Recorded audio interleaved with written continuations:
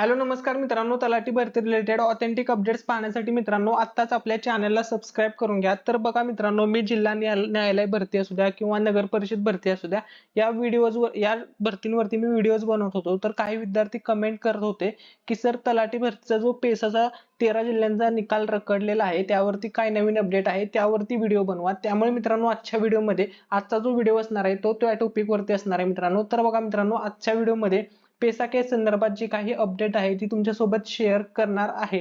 तर बघा मित्रांनो, मी पाठीमागे एक व्हिडिओ बनवलेला, त्यामध्ये सांगितलं होतं की विशाल सरांनी राज्याचे गृहमंत्री देवेंद्र फडणवीस यांची भेट घेतली होती आणि त्यांनी सांगितलं होतं किंवा विनंती केली होती आणि निवेदन देऊन की लवकरात लवकर हा तलाठी भरतीचा पेसा केस संदर्भातील जो काही निर्णय आहे तो लवकरात लवकर लावा। परंतु मित्रांनो, अजूनपर्यंत तशी काही अपडेट आलेली नाही की एक्झॅक्टली तुमचा रिझल्ट कधी जाहीर होईल। परंतु मित्रांनो, ऑनलाईन वेबसाईट वरती जी माहिती मिळाली होती त्या माहितीच्या आधारावरती मित्रांनो जेवढे अपडेट आहे तीच अपडेट शेअर करणार। आता काही विद्यार्थी कमेंट करतात की सर तुम्ही तेच सांगता। तर मित्रांनो, आता काय जी माहिती आहे तेवढीच माहिती सांगणार ना, कारण की जर काही नसेलच अपडेट तर काय सांगणार मित्रांनो। त्यामुळे मित्रांनो बघा, तर मित्रांनो ज्या विद्यार्थ्यांना माहित नाहीये किंवा जे विद्यार्थी आपल्या चॅनलवरती पहिल्यांदाच आलेले आहेत तर त्या विद्यार्थ्यांसाठी आजचा व्हिडिओ इम्पॉर्टंट ठरेल। तर बघा, तलाठी पेसा जिल्ह्याचा निकाल कधी लागेल? 23 जिल्ह्यांचा निकाल जाहीर झालेला आहे आणि 13 जिल्ह्याचा निकाल जाहीर झालेला नाही। पेसा कायदा लागू असणारे 13 जिल्हे निकाल का जाहीर केला नाही हे मित्रांनो तुम्हाला सर्वांना माहितच आहे। आता निकाल कधी जाहीर होईल हे बघा, ऑनलाईन वेबसाईटवर जी माहिती मिळाली आहे त्यानुसार मित्रांनो येत्या 13 फेब्रुवारीला माननीय सर्वोच्च न्यायालयामध्ये या केसची सुनावणी आहे।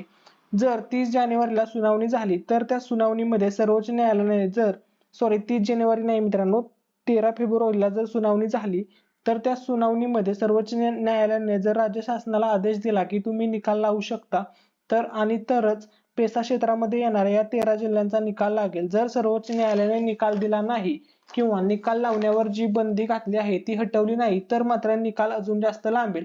म्हणजे हे पूर्णपणे सर्वोच्च न्यायालयाच्या निकालावर अवलंबून आहे। सर्वोच्च न्यायालय जे काही निर्देश देईल त्यानुसारच राज्य शासनाला निर्णय घेता येणार आहे। राज्य शासन स्वतःहून यामध्ये काहीच करू शकत नाही, कारण सर्वोच्च न्यायालयामध्ये याची केस सुरू आहे।